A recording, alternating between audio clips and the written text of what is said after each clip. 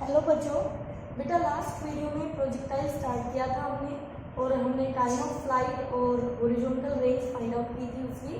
तो आगे देखिए मैक्सिमम हाइट डिस्कस कर लेते हैं। आपकी जो टाइम ऑफ फ्लाइट आया था वो आया था 2u sin theta upon g, और इसी को आपने ऐसे भी लिखा था 2u y अपॉन जी। और बेटा रेंज आपकी आई थी 2 यू स्क्वायर वाला फॉर्मूला लिख लीजिए पहले, u square sine 2 theta upon g, और दूसरा फॉर्मूला था 2 u x u y upon g. ठीक है, ये दोनों फॉर्मूले आपने डिराइव कर लिए थे।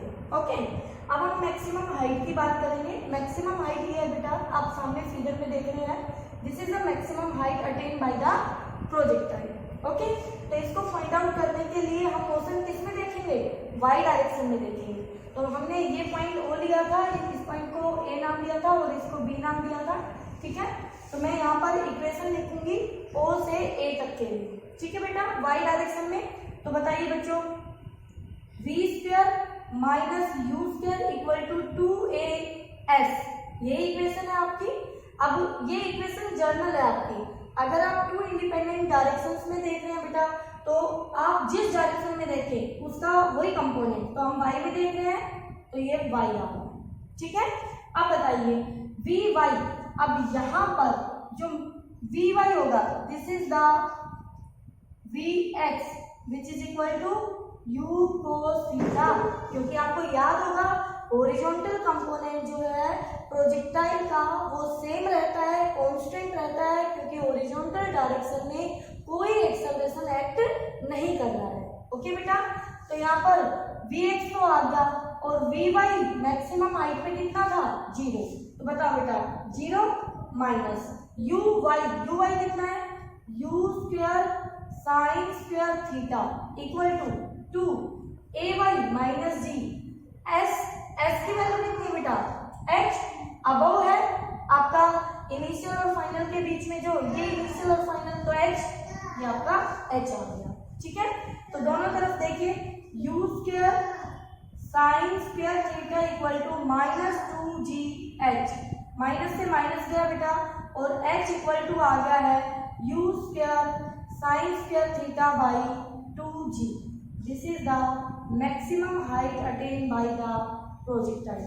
ठीक है, इसी फॉर्मूले को आप ऐसे लिख सकते हैं, this implies h equal to, देखिए u sine theta, u y की वैल्यू है बेटा, तो ये आ गया आपका u y स्क्वायर अपॉन में 2g। तो मैक्सिमम हाइट ओनली, श्योर नहीं बेटा, आप बाद में बताना। ठीक है, तो बेटा यहाँ से h equal to u y square upon 2g।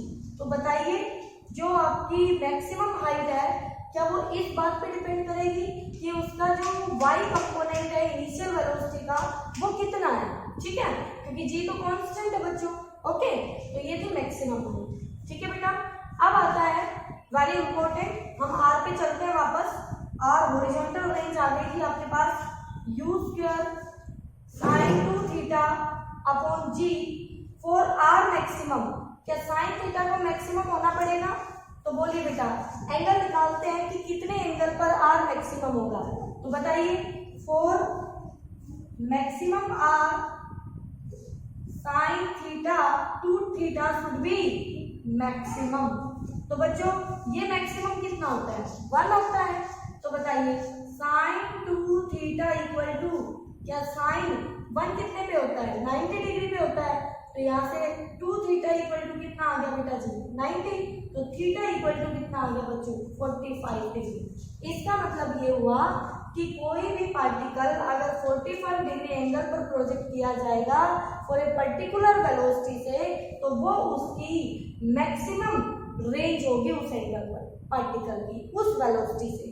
उसी वेलोसिटी से अगर आप इससे कम या ज्यादा एंगल पे पार्टिकल को प्रोजेक्ट करेंगे, बॉडी को प्रोजेक्ट करेंगे, तो वो अपनी मैक्सिमम रेंज से पहले ही गिर जाएगा पार्टिकल। ठीक है बेटा, तो ये आपने मैक्सिमम फाइंड आउट कर लिया। तो यहाँ पे थीटा की वैल्यू जैसे 45 रखेंगे तो r मैक्सिमम हमारा निकल के आएगा u स्क्वायर बाई जी।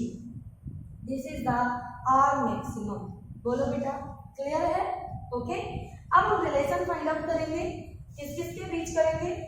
यहाँ पर देख लीजिए, मैक्सिमम हाइट h और वेरी इंपॉर्टेंट रिलेशन होगा बेटा, तो उसको अच्छे से आपको सीख लेना है। बहुत सारे न्यूमेरिकल में आपकी इजी कर देता है न्यूमेरिकल को वो रिलेशन। तो देखिए, ये फॉर्मूला याद हो गया, you square sine square theta by 2g। मैं अभी याद करा देती हूँ आपको कि कैसे याद रखना है।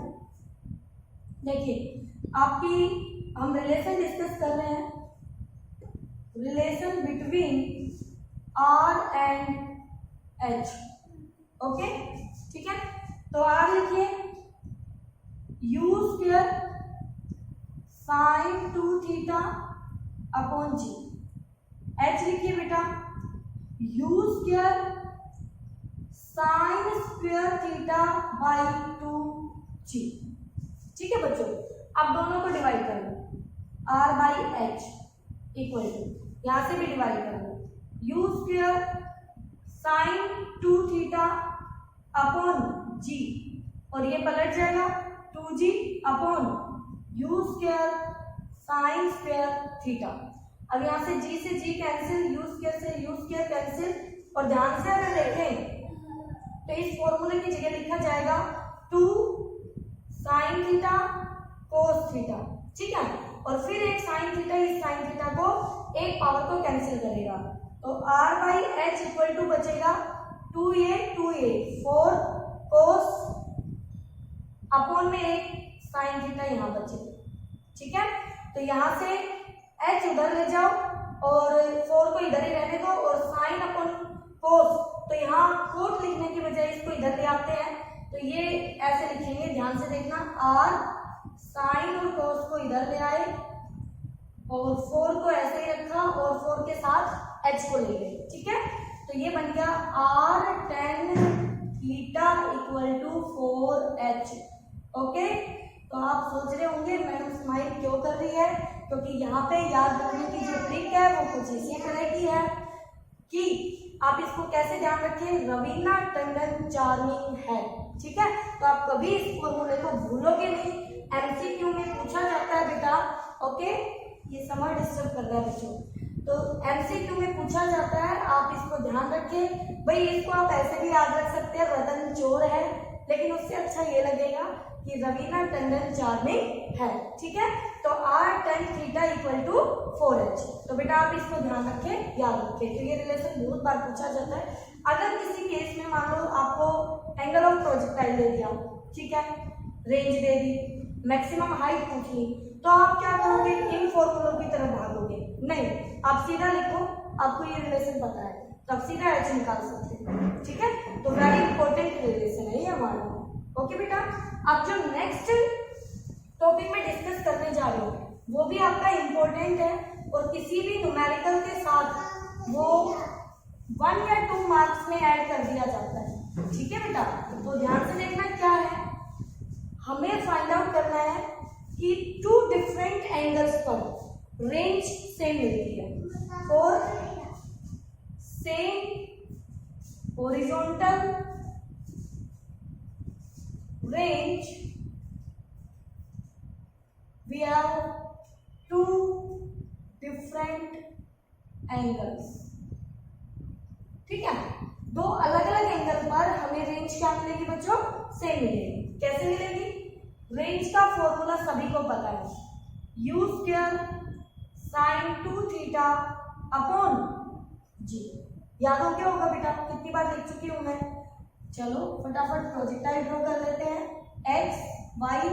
ओके, ये आपने मान लो 30 डिग्री पे बना लिया, दिस इज द 30। ओके, अब ये एंगल जो है आपका ये 30 डिग्री है बेटा। अगर मैं एक एंगल ले लूं, थोड़ी सी मिस्टेक होगी डायग्राम में, ओके, और ये एंगल हो गया हमारा, अगर इस एंगल को आप थीटा लेते हैं, थीटा कहिए, अभी जनरल करना हमें थीटा, और इस एंगल को हम लेंगे 90 माइनस थीटा।